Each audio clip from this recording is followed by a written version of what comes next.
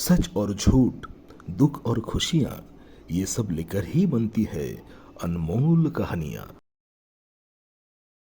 दिशा अपनी दादी के साथ एक छोटे से गांव में रहती थी। वह जब काफी छोटी थी तभी उसके माता पिता की मृत्यु हो गई थी। वह अपनी दादी से बहुत प्यार करती थी। दिशा का दादी के अलावा दुनिया में कोई नहीं था।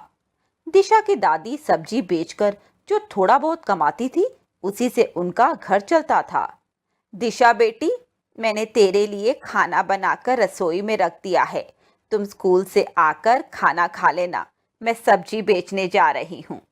जी दादी, आप चिंता मत कीजिए, मैं खा लूंगी। दादी सब्जी बेचने के लिए चली जाती है। उससे उनकी उतनी कमाई हो जाती थी कि दो लोगों का गुजारा हो जाए और दिशा की स्कूल की फीस भी निकल जाए। दिशा पढ़ने में बहुत ही होशियार लड़की थी और वह अपनी दादी की मदद भी किया करती थी। दिशा की दादी अब बूढ़ी हो चुकी थी और अब वह बीमार रहने लगी थी। इसी कारण वह सब्जी बेचने नहीं जा सकती थी। दादी, आप आराम किया कीजिए, मैं आपके लिए दवा लेकर आती हूँ। दिशा अपनी दादी की बहुत देखभाल करती थी, पर उसकी दादी की तबीयत ठीक नहीं हो पाती और वह काफी कमजोर रहने लगती है। घर पर जो राशन था वह भी खत्म होने लगता है। दादी को चिंता सताने लगती है कि यदि वह ठीक होकर काम पर ना गई तो घर का खर्च कैसे चलेगा। अब तो घर में खाने का सामान भी खत्म हो चुका था। दिशा बेटी, मैं सब्जी बेचने नहीं जा पा रही। मेरी अलमारी में कुछ पैसे रखे हैं जो मैंने बचाए थे। तुम पहले जाकर खाने का कुछ सामान ले आओ। जी दादी, आप चिंता न करें, मैं सामान लेकर अभी आती हूँ। दादी को बहुत चिंता होने लगी थी क्योंकि उनके पास बस यही जुड़े हुए पैसे थे जिससे आज का सामान मंगाया था, और आगे का खर्च कैसे चलेगा। दिशा भी इतनी बड़ी नहीं थी कि वह सब्जी बेचने जा सके। यही सब सोचते सोचते दादी को बहुत ज्यादा चिंता होने लगी। दिशा राशन लेकर घर आती है, पर उसकी दादी में इतनी हिम्मत नहीं थी क्योंकि वो खाना बना सके। दादी, आप चिंता मत कीजिए, आप बस मुझे बताती जाइए, मैं दाल और चावल बना लूंगी। दिशा दाल और चावल बना लेती है और दादी को खाना खिलाती है। उसके बाद वह दादी को दवाई देकर सुला देती है और खुद अपना खाना प्लेट में लगाती है। दिशा जैसे ही खाना खाने लगती है, बाहर से आवाज आती है, बेटा, इस बूढ़ी अम्मा को भी कुछ खाने को दे दो। मैंने 2 दिन से कुछ नहीं खाया है। दिशा बाहर आती है और देखती है कि एक बूढ़ी अम्मा उसके दरवाजे पर खड़ी थी, जो देखने में बहुत ज्यादा कमजोर लग रही थी। अम्मा, आप बैठिए, मैं आपके लिए कुछ खाने को लेकर आती हूँ। दिशा ने बड़ी मुश्किल से जो खाना बनाया था वह अपने हिस्से का खाना उस बूढ़ी अम्मा को दे देती है। खुश रहो बेटी, तुमने एक बूढ़ी अम्मा को खाना खिलाया है। मैं तुम्हें आशीर्वाद देती हूँ कि तुम्हारी सारी परेशानियां दूर हो जाएं। धन्यवाद अम्मा, आप चाहें तो थोड़ी देर यहाँ विश्राम कर सकती हैं। बेटी, अगर तुम्हारे पास थोड़ी मिट्टी है तो वह लेकर आओ। मैं तुम्हें उससे एक चूल्हा बनाकर दूंगी। दिशा अपने आंगन से मिट्टी लेकर आती है और बूढ़ी अम्मा को दे देती है।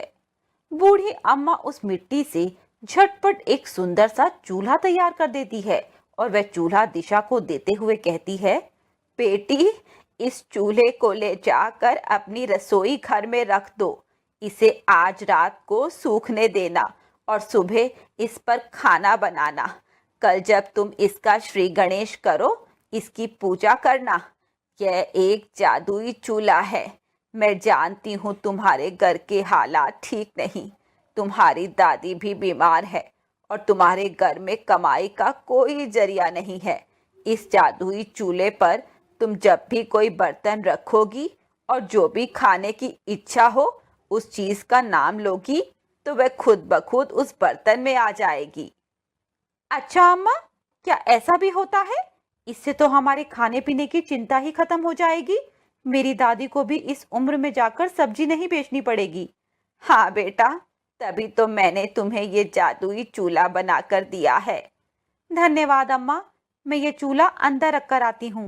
दिशा जैसे ही उसे रसोई घर में रखकर बाहर आती है, उसकी आंखों से वह बूढ़ी अम्मा ओझल हो जाती है।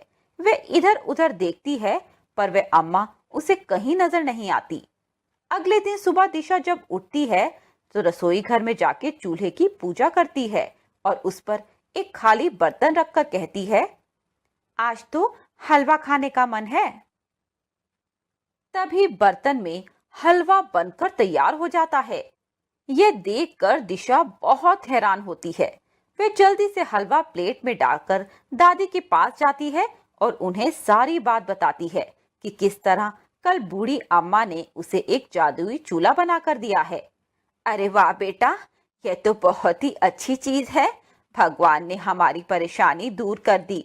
उनके आशीर्वाद से ही वह बूढ़ी अम्मा हमें यह चूल्हा देकर गई हैं, जिससे कि हमारे खाने पीने की समस्या खत्म हो गई है। इसके बाद उनके दिन अब आराम से कटने लगते हैं। उस जादुई चूल्हे पर वे जो भी खाना चाहते थे वह बनकर तैयार हो जाता है।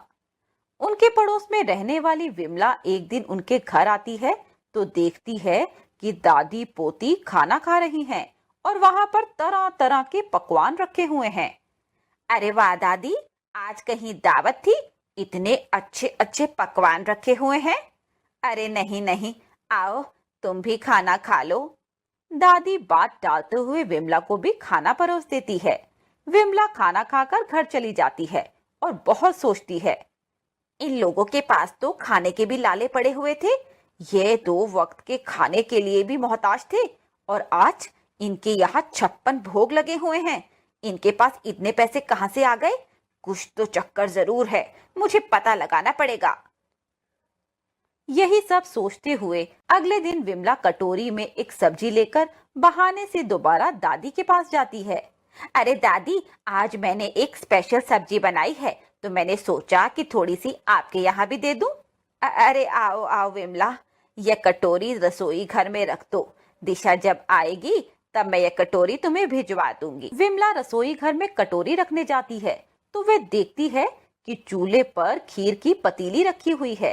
इतनी सारी खीर 2 लोगों के लिए देखकर उसका माथा ठनकता है और वह सोचती है कि इतनी खीर इन लोगों ने क्यों बनाई है। विमला वह कटोरी रखकर चुपचाप निकल जाती है।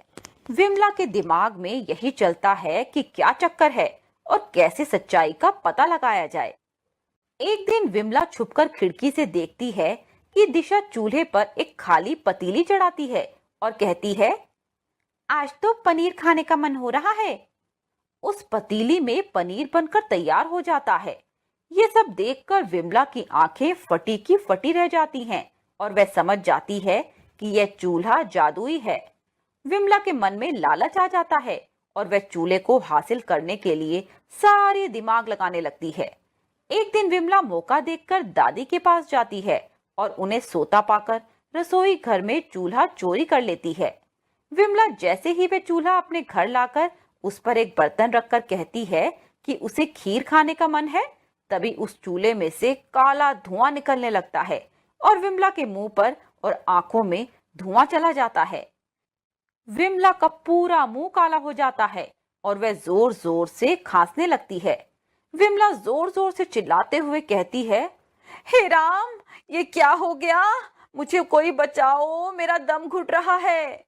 उसकी आवाज सुनकर दिशा दौड़ी हुई उसके घर में आती है। वहां विमला को देखकर उसे वह पानी पिलाती है। अचानक उसकी नजर चूल्हे पर पड़ती है और वह समझ जाती है कि विमला काकी ने उसका चूल्हा चुराया है। वह तुरंत उसमें पानी डालकर उसके धुएं को रोकती है। तभी विमला दिशा से कहती है, मुझे माफ कर दो दिशा, मैंने लालच में अंधे होकर तुम्हारा जादुई चूल्हा चुरा लिया था, जिसकी मुझे ये सजा मिली है। तुम अपना चूल्हा वापस ले जाओ, मैं आइंदा कभी ऐसी गलती नहीं करूंगी। आप माफी क्यों मांग रही हैं काकी? आपको अपनी गलती का एहसास हो गया, इतना ही काफी है। आइंदा आप कभी भी किसी की चीज पर नजर मत रखिएगा। इसी तरह विमला को सबक मिल जाता है और दिशा वह चूल्हा लेकर अपने घर वापस आ जाती है।